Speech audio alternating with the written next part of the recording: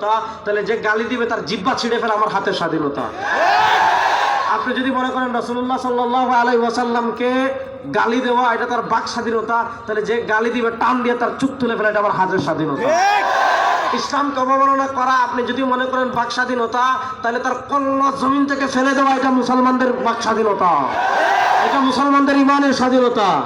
এটা স্পষ্ট কথা। কেউ বাংলাদেশের নাস্তিক হয়ে থাকলে তাক আমার আপত্তি নাই, কেউ ইহুদি হয়ে থাকলে তাক আমার আপত্তি নাই, কেউ বৌদ্ধ হয়ে থাকলে তাক আপত্তি নাই, কিন্তু বাংলাদেশে আল্লাহকে গালি দিবে, বাংলাদেশে কোরআনকে গালি দিবে, বাংলাদেশের দ্বীনকে গালি দিবে, বাংলাদেশের শরিয়াকে গালি দিবে, আগুন আর পানি একসাথে থাকতে পারে না, রাত দিন একসাথে থাকতে পারে না, আল্লাহকে গালি দিবে, আমরা বাংলাদেশে থাকবো, এটা চলবে না। ওই আমরা থাকবো না যে তারা থাকবে, যদি তারা থাকে আমরা থাকবো না। আর আমরা যদি বাংলাদেশে থাকি, কোন আল্লাহর বান্দা যদি আল্লাহকে গালি দেওয়ার সাহস করে জীবন্ত কবর দিয়ে দিব।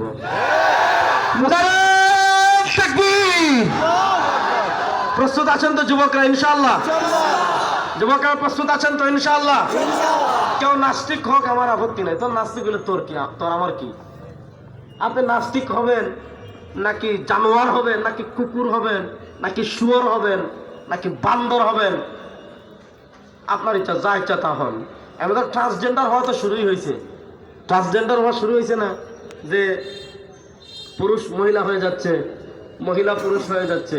আপনি ট্রান্সজেন্ডার হন, আপনি লিঙ্গ চেঞ্জ করে শুয়োর হন, আমার আপত্তি নাই, গরু হন, আমার আপত্তি নাই, ছাগল হন, আমার আপত্তি নাই, কুত্তা হন, আমার আপত্তি নাই, আপনার যা ইচ্ছা তা হন, আপনার ইচ্ছা। শুনেন, কিন্তু আপনি নাস্তিকতাবাদের নামে কোরআনকে গালি দিবেন, এই তামাশা বাংলাদেশে আর চলবে না। বলেন, এই তামাশা বাংলাদেশে আর চলবে না? জোরে বলেন, এই তামাশা বাংলাদেশে আর চলবে না। আপনারা দেখেছেন সাম্প্রতিককালে আমাদের বাংলাদেশে এক বাউল আছে, তার নাম আবুল সরকার। কি সরকার? কারণ আমাদের বাংলাদেশের মানুষ নাম রাখে আবুল মিয়া। এই জন্য বাংলাদেশে একটা বিখ্যাত বিড়ি ছিল, আবুল বিড়ি। আমরা ছোটবেলায় দেখেছি, আমরা তো খাই নাই কখনো। শুনেন তো, আবুল মানে আমি পেশাব করতেছি, এটা কোনো মানুষের নাম হইতে পারে না। এই আবুল মিয়া বাউল, এজন্য তাকে গ্রেফতার করেনি, ভালো করে বুঝবেন। আবুল মিয়াকে গ্রেফতার করেছে কেন? কারণ সে আল্লাহকে গালি দিয়েছে। আচ্ছা বলেন, আল্লাহকে গালি দেওয়া অপরাধ কি অপরাধ না? পৃথিবীর নিকৃষ্ট অপরাধ, পৃথিবীর নিকৃষ্টতম অপরাধ। আর আবুল হোসেন আল্লাহকে এমন গালি দিয়েছে যে গালি আল্লাহকে দেওয়ার সাহস ফেরাউনও করেনি, যে গালি আল্লাহকে দেওয়ার সাহস নমরুদও করেনি, যে গালি আল্লাহকে দেওয়ার সাহস আবু জাহেলও করেনি।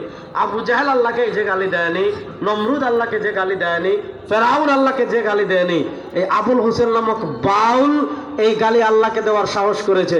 আমরা ইন্টারিম গভর্নমেন্টকে স্পষ্ট ভাষায় বলে দিতে চাই, আবুল এই বাংলাদেশের 15 কোটি মুসলমানের ধর্মীয় অনুভূতিতে আঘাত করেছে, সে আল্লাহকে গালি দিয়েছে, তার একমাত্র শাস্তি মৃত্যুদণ্ডের বাইরে কোনো শাস্তি আমরা চাই না।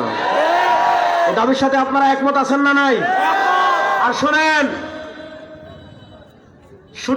শুটকির গ্রান বাইরে বিড়াল পাগল হয়ে যায়, আর আপনার এই যে আপনার যেটা ডেকচির আওয়াজ শুনলে বিড়াল পাগল হয়ে যায়। আমাদের বাংলাদেশে ইসলামী মূল্যবোধের নাম দিয়ে ওই কিছু নাস্তিক, কিছু বাউলের দালাল, কিছু আল্লাহ বিদ্রোহী নাস্তিকদের কটূক্তিকারী দালাল ইসলামের লেবাস থাকে আমাদেরকে ধোঁকা দেয়। যখন ইসলামের কোনো ইস্যু আসে এরা মাথার থেকে বের হয়। আপনারা দেখেছেন একদল শাহবাগীদের পক্ষ নিয়েছিল, আর আপনারা দেখেছেন এই বাউল যখন আবুল সরকার যখন আল্লাহকে গালি দিয়েছে, ওই আবুল সরকারের পক্ষে দাঁড়ানে এরাও ইবলিস, এরাও শয়তান, এরাও ইবলিসের দালাল। ওই ইবলিসের দালালদেরকে বয়কট করবেন তো ইনশাআল্লাহ? এই যুবকরা তাদেরকে বয়কট করার জন্য প্রস্তুত আছে না নাই? বাংলাদেশে আল্লাহকে নিয়ে কোনো তামাশা চলবে না? বলেন, বাংলাদেশে আল্লাহকে নিয়ে কোনো তামাশা চলবে না? আমরা বলি সকল ক্ষমতার মালিক জনগণ না আল্লাহ? আধুনিক রাষ্ট্রচিন্তা বলে সকল ক্ষমতার মালিক জনগণ। এখন জনগণ আবুল হোসেন যদি আল্লাহকে গালি দিয়ে বলবে এটা তার বাক স্বাধীনতা।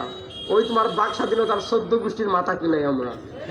যে বাক স্বাধীনতা আল্লাহকে গালি দেওয়া শিখায়, যে বাক স্বাধীনতা রাসূলুল্লাহ সাল্লাল্লাহু আলাইহি ওয়াসাল্লামকে গালি দেওয়া শিখায়, এটা বাক স্বাধীনতা, হলো কুত্তা স্বাধীনতা। আর কুত্তা পাগল হলে তার একমাত্র ভ্যাকসিন হলো পিটানো। পিটানো ছাড়া কুত্তা কখনো সাইজ হয় না। সুতরাং আপনারা রাষ্ট্রকে উপদেষ্টা 2-1 জনকে বলবো, মাথা পাতলামি করবেন না। আপনি আল্লাহকে গালি দিবে তার ব্যাপারে কিছু বলবেন না। আর সাধারণ মানুষ প্রতিক্রিয়া দেখালে আপনারা মব বলে হুমকি দেন। কাদেরকে হুমকি দেন? আমাদেরকে ছিলেন না, আমাদের সাথে গেলে শেখ হাসিনা পারে নাই, শেখ হাসিনা পালিয়ে গিয়েছে। আপনারা 2 দিনের মুসাফির কাদের সাথে খেলতে চান? কাদেরকে হুমকি দেন? বুঝেন না আমরা কারা? এই বাংলাদেশে সবাই পলায়ন করবেন, আমরা এই দেশে আছি, ছিলাম, থাকবো। এই দেশেই আমরা আসছি, আমাদের কোনো সেকেন্ড হোম নাই, মালয়েশিয়ায় বাড়ি নাই, সিঙ্গাপুরে বাড়ি নাই।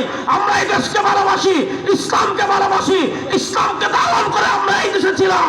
আমাদেরকে হুমকি দিলে কোথায় পালাবেন? এখন থেকে বিষয় করে রাখেন। ইসলামের নামে তামাশা এই দেশে আর চলবে না। তাহলে বলেন, তারা বলে সকল ক্ষমতার মালিক জনগণ, আর আমরা বলি সকল ক্ষমতার মালিক একমাত্র আল্লাহ। আরে মহব্বতে জুড়ে বলেন না, সকল ক্ষমতার মালিক একমাত্র আল্লাহ। হাত তুলে বলেন, সকল ক্ষমতার মালিক একমাত্র আল্লাহ, সকল ক্ষমতার মালিক একমাত্র আল্লাহ। আমরা বলি কি লা ইলাহা ইল্লাল্লাহ, আমাদের রব একমাত্র আল্লাহ। বলেন আমাদের রব একমাত্র আল্লাহ। আরে যুবকরা উচ্চ সুরে বলেন, আমাদের রব একমাত্র আল্লাহ।